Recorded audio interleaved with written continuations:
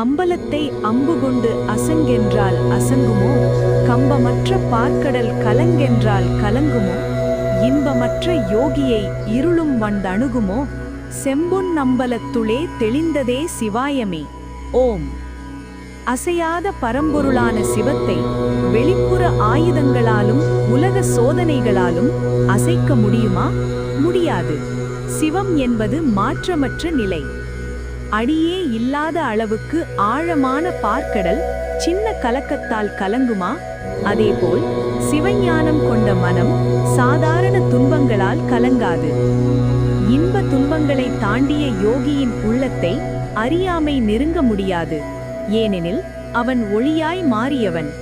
அந்த ஞான ஆகாசத்தில் சிவாய நம என்ற உண்மை தானாகவே தெளிவடைகிறது. சிவத்தை அறிய முயற்சி வேண்டாம், அறிவு தானாக வெளிப்படும். சிவம் அசையாது, சிவ ஞானம் கலங்காது, சிவ யோகி இருளால் தோற்காது. சிதம்பரத்தில் சிவாயம் தானே தெளியும்.